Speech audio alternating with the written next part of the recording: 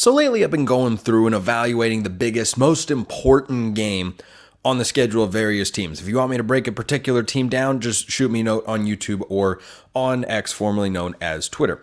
Let's talk about Boise State. This is one of the teams that you could very well see in the 12-team playoff this year. As I remind you, and my everydayers out there are well aware of this, a group of 5 team is making the playoff. I just feel the need to repeat that until everybody really understands it. Because I think it's something that you can kind of project out into the future in the back of your mind. Oh, yeah, one day they could. Cincinnati did it. There is going to be a group of 5 champion. It's just a matter of who. It's not a matter of if. It used to be a matter of if. Now it's just a matter of who. So Boise State is a sizable favorite in the Mountain West. Their win total has been bumped up to 9.5. And whether or not they make the playoff, I think Washington State is their most important game. They play both Pac-12 teams, Oregon State and Washington State. They get both of them at home. Washington State earlier in the year, Oregon State later in the year. Here's why Washington State matters more. Boise State's first 3 games are not a cakewalk. They start at Georgia Southern. Just don't sleep on that game. I have watched programs in a bigger conference than Boise State before go into Georgia Southern and walk out a loser. Do not. That's not the easiest starting game. Their cupcake game, if you will, against an FCS opponent is Portland State in week 3. That's the first time they come at home because week 2, they go at Oregon. I do not see them beating Oregon at Autzen Stadium. We'll get an idea of what kind of fight they can put up against high-level teams because Oregon's going to be a high-level team this year, but then they come back home against Portland State, and if they've beaten Georgia Southern already, then you play Washington State, who are expected to be a good football team this year. I have sneaky high hopes for the Cougs as they play out their Mountain West adjacent schedule. They also play a really entertaining game in their non-conference slate against Texas Tech. They also play what is now a non-conference game in the Apple Cup against Washington. I don't think it's crazy to suggest that's a neutral site game in Seattle at Lumen Field. I don't think it's crazy to suggest Washington State could win that game. It's going to be more of a home game for the Huskies than the Cougs, but they're going to have a chance. They're going to have a chance.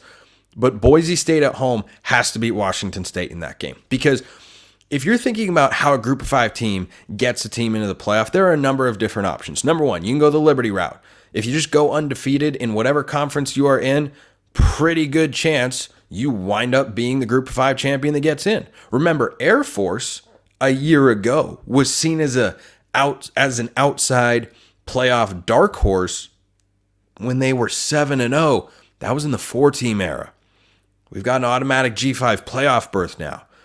So if you're going undefeated, I don't know that it matters what group of 5 conference you're in. You could be in the MAC for all we know.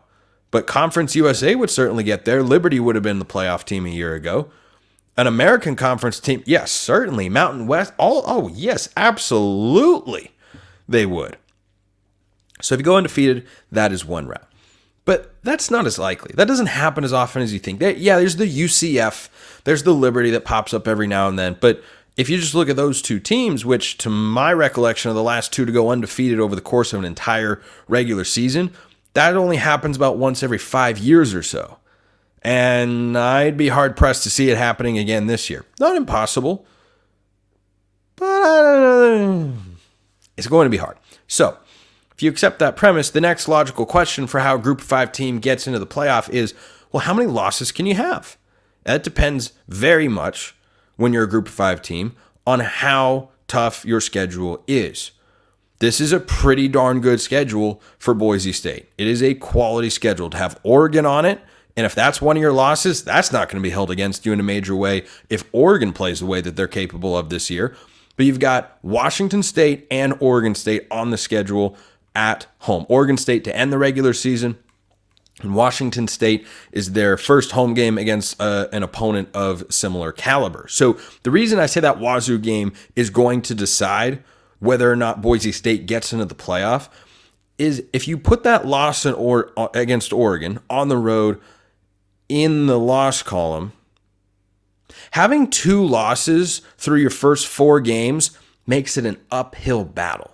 To climb your way up the rankings, to outrank other group of 5 conference champions, whether that's a team from the American or Conference USA or the Sun Belt, whoever it is, You face an uphill battle if you put a second loss in the non-conference slate on your resume early on. Because expecting yourself to go undefeated in league play, I just don't think is that reasonable. They've got a couple of tough games. They have to go at UNLV, who are top 3 in the conference title odds. They have to go at San Jose State.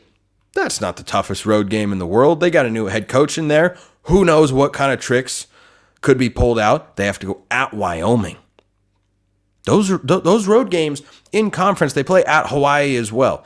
I don't know that Hawaii and San Jose State pose the same sort of challenge that UNLV and Wyoming do, but I know that UNLV and Wyoming can pose a legitimate threat. Wyoming, new head coach, great environment, typically great on their home field. They've pulled upsets over the years, most recently Texas Tech a season ago.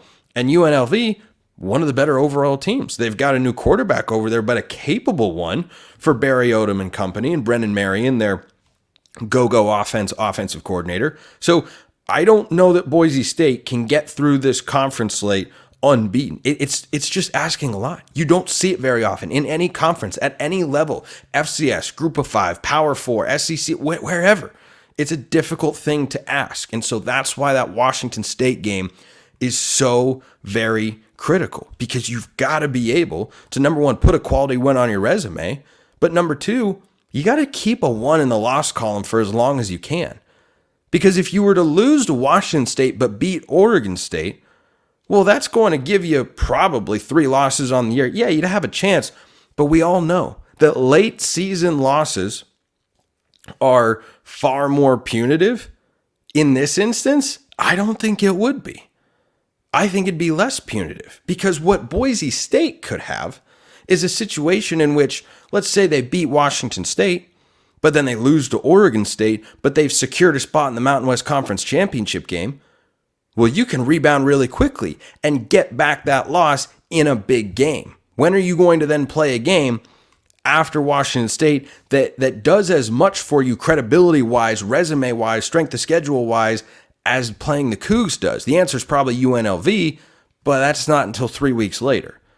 So I think you are more likely to suffer that kind of ranking. Certainly both games are big. I mean, both Pac-12 games there for Washington State are absolutely massive, because if you beat if they beat both those teams, you can see Boise State at 11-2, where they've got 1 conference loss to either UNLV or Wyoming.